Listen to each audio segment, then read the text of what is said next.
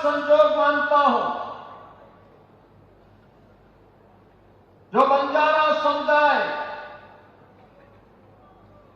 कभी अपने अस्तित्व के लिए जूझ रहा था, आज उस बंजारा समुदाय को प्रधानमंत्री मोदी जी के मार्गदर्शन में सत्ता की, शासन की मुख्य धारा के साथ जोड़ करके बाबू सिंह महाराज को एमएलसी के रूप में भेजने का काम भारतीय जनता पार्टी की सरकार ने किया है। ये कार्य इसलिए महत्वपूर्ण है कि अब बाबू सिंह महाराज के जाने के बाद न केवल इस पवित्र काशी के बंजारा समुदाय की इस पवित्र काशी का सुंदरीकरण करने की भारतीय जनता पार्टी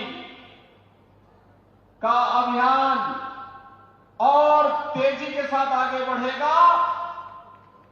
जो समाज विरोधी, देशद्रोही तत्व बंजारा समुदाय का धर्मांतरण करके उन्हें गुमराह करने का प्रयास कर रहे थे, अब वे लोग सफल नहीं होने पाएंगे और एकजुट होकर के जिस बात का आह्वान कभी छत्रपति शिवाजी महाराज ने किया था,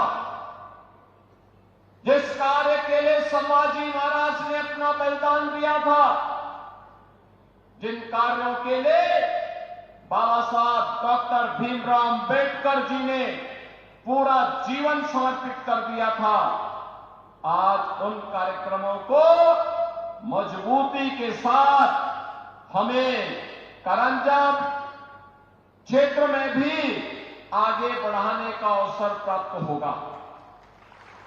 बहनों और भाइयों, इस समय महाराष्ट्र विधानसभा के चुनाव चल रहे हैं और पूरे महाराष्ट्र के अंदर एक और भारतीय जनता पार्टी के नेतृत्व में महायुति गठबंधन कार्य कर रहा है। प्रधानमंत्री मोदी जी का यशस्वी नेतृत्व है। मोदी जी का कार्य पिछले 10 वर्ष के अंदर पूरे देश ने देखा है। बिना भेदभाव के शासन की योजना का लाभ हर गांव को, हर गरीब को, हर किसान को, हर नौजवान को, समाज के हरेक तबके को देने का कार्य हो रहा है। वहीं दूसरी ओर समाज और राष्ट्रद्रोही तत्वों को अपने गले का हार बनाने वाला महाअघाड़ी के नाम पर एक महाअघाड़ी गठबंधन भी कांग्रेस के नेतृत्व में आपके बीच में है। न उनके पास नीति है, न देश को आगे बढ़ाने की कोई नीति है, न उनकी नियत साफ है और न उनमें नैतिक बल ही है। ये लोग मुस्लिम तुष्टीकरण की राह पर चल करके देश की अपूर्णीय क्षति करना चाहते हैं और इसलिए मैं आपसे कहने के लिए आया हूं, याद करिए, महायुति गठबंधन, भाजपा, शिवसेना, एनसीपी, ये सभी मिलकर के महाराष्ट्र के विकास के लिए कार्य कर रहे हैं। मोदी जी का यशस्वी नेतृत्व है। देवेंद्र फडणवीस भारतीय जनता पार्टी के नेता के रूप में इन कार्यक्रमों को आगे बढ़ाने का कार्य कर रहे हैं। लेकिन दूसरी तरफ एक ऐसी गाड़ी है महागाड़ी के पास जिसपे स्टीयरिंग भी नहीं, उस गाड़ी के टायर भी गायब हो गए हैं और ड्राइविंग सीट पर बैठने के लिए आपस में ही छीना झपटी हो रही है। छीना झपटी हो रही है कि कौन ड्राइविंग सीट पर बैठेगा। और इसलिए बहनों और भाइयों, हमें इस बात को ध्यान में रखना होगा। एक तरफ जहां भारतीय जनता पार्टी के नेतृत्व में देश की सीमाएं सुरक्षित हुई हैं। याद करिए, जब एक कांग्रेस की सरकार थी, पाकिस्तान घुसपैठ करता था, आतंकी वारदात को अंजाम देता था, बड़ी बड़ी घटनाएं घटित होती थी। हम लोग बोलते थे उस समय कि भाई पाकिस्तान के खिलाफ कार्रवाई करो, तो कांग्रेस का नेतृत्व कहता था कि नहीं नहीं, हमारे संबंध खराब हो जाएंगे। बहन और भाइयों, आज आप देखते होंगे पाकिस्तान भारत की सीमा का अतिक्रमण नहीं कर सकता, आतंकवादियों को भारत की सीमा में घुसपैठ करने के लिए प्रश्रय देने का दुस्साहस नहीं कर सकता। अगर करेगा तो फिर खामियाजा भी भुगतेगा। ये नया भारत है, ये नया भारत है।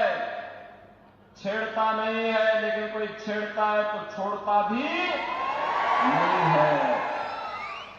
सीमाओं की सुरक्षा करना जानता है, अपनी जनता की सुरक्षा करना जानता है। ये नया भारत है, अपमान नहीं सहता। ये नया भारत है। इंफ्रास्ट्रक्चर के बड़े बड़े कार्य हो रहे हैं, हाईवे, रेलवे। यहां पर हमने देखा कितना भव्य स्थल बन रहा है, संत सेवालाल महाराज की पावन समाधि स्थली, संत रामराव महाराज की समाधि स्थली, संत बामनलाल महाराज की साधना स्थली कितनी पवित्र और कितना भव्य रूप ले रहा है। ये भारतीय जनता पार्टी की विरासत के प्रति सम्मान का भाव है। बहनों और भाइयों, ऐसे ही हाईवे बन रहे हैं, railway, metro, rapid rail, IIT, IIM, AIIMS, one district one medical college, हर घर नल की योजना, गांव गांव की बेहतरीन कनेक्टिविटी, यह गरीब के लिए आवास, पीएम आवास योजना में आवास, 80 करोड़ लोगों को फ्री में राशन की सुविधा, 70 वर्ष से ऊपर के हर एक बुजुर्ग को प्रतिवर्ष 5 लाख रुपए की फ्री में स्वास्थ्य की सुविधा उपलब्ध करवाने का कार्य हो, या फिर अन्य अनेक गरीब कल्याणकारी योजनाएं, यह तो मोदी जी के नेतृत्व में भारतीय जनता पार्टी की सरकारें कर रही हैं। लेकिन साथ साथ गरीब कल्याण भी है, विकास भी है, सुरक्षा भी है, सुशासन भी है, तो विरासत के प्रति सम्मान का भाव। अयोध्या में 500 वर्षों के बाद अयोध्या में फिर से भगवान राम की जन्मभूमि पर भव्य राम मंदिर का निर्माण हो गया है। भव्य राम मंदिर का निर्माण, यह काम कांग्रेस भी कर सकती थी, लेकिन कांग्रेस को हिंदू भावनाओं की चिंता नहीं थी। कांग्रेस को हिंदू भावनाओं की चिंता नहीं थी। बहनों और भाइयों, अयोध्या दुनिया की सुंदरतम नगरी बन रही है, भगवान राम की स्थली सुंदर बन रही है। लेकिन प्रश्न है, अयोध्या में यह अपमान 500 वर्ष पहले क्यों झेलना पड़ा था?